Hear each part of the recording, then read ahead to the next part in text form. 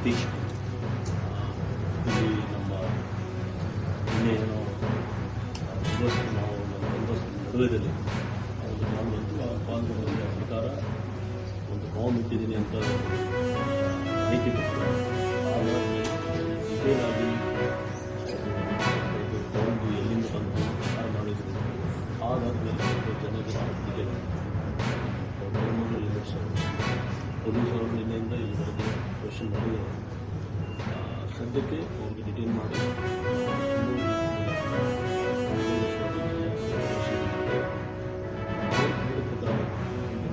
ನಾವು ಬಿಟ್ಟಿದ್ದೀವಿ ಅಂತ.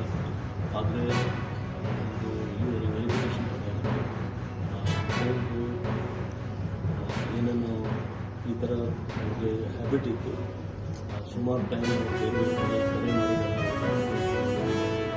ಸೊ ನಾವು ಪರಿಶೀಲನೆ ಮಾಡ್ತಿದ್ದೀವಿ ಯಾಕೆ ಈ ಥರ ಮಾಡಿದ್ದೀವಿ. ಆಸ್ ಆಫ್ ನಾವು ಇದು ಒಂದು ಫೋಕ್ಸ್ ಕಾಲ್.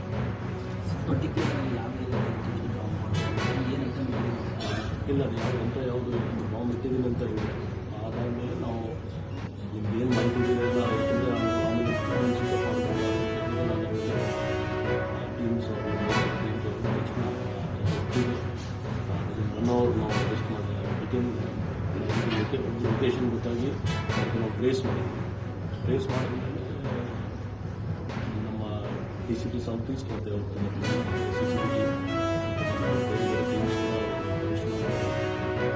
ಅವ್ರು ಹೇಳೋ ಪ್ರಕಾರ ನಾವು ಬಾಂಬಿಟ್ಟಿದ್ದೀವಿ. ಬಟ್ ಇಂಥ ಮಾಹಿತಿ ಫಾಲ್ಸ್ ಇನ್ಫಾರ್ಮೇಷನ್ ಮತ್ತು ಥ್ರೆಟ್ ಮಾಡೋದು, ಎಕ್ಸ್ಪಾಂಡ್ ಮಾಡೋದು ಅದು ಎಲ್ಲ ಸೀರಿಯಸ್ ಅಫೆನ್ಸ್ ಇದೆ.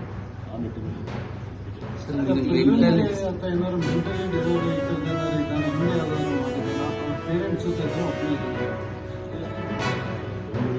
ವಾಟ್ಸಪ್ ಮಾಡ್ತಾರೆ ಫ್ಯಾಮಿಲಿಗೆ ಬೇರೆ ವಿಷಯ ಇದೆ. ಬಟ್ ಮೆಂಟಲ್ ಕಂಡೀಷನ್ ಬಗ್ಗೆ ನಾವು ಡಾಕ್ಟರ್ಸ್ಗೆ ನಾವು ಕೇಳಿದ್ದೀವಿ. ಅವತ್ತು ಹಳೆ ರೆಕಾರ್ಡ್ಸ್ನ ನಾವು ತಗೊಂಡಿದ್ದೀವಿ. ಕೆಲವು ಟ್ರೀಟ್ಮೆಂಟಲ್ಲಿ ಇರ್ತಂತ ನಮಗೆ ಮಾಹಿತಿ ಬರ್ತಾಯಿತ್ತು. ಯಾರು ಸಂಬಂಧಪಟ್ಟ ಡಾಕ್ಟರ್ಸ್ ಅವ್ರ ಬಗ್ಗೆ ಕೂಡ ನಾವು ಹೇಳ್ತೀವಿ ಡೀಟೇಲ್ಸ್. ಅದಕ್ಕೋಸ್ಕರ ನಾವು ಪೊಲೀಸ್ ಕಸ್ಟಡಿ ಕೊಡ್ತೀವಿ.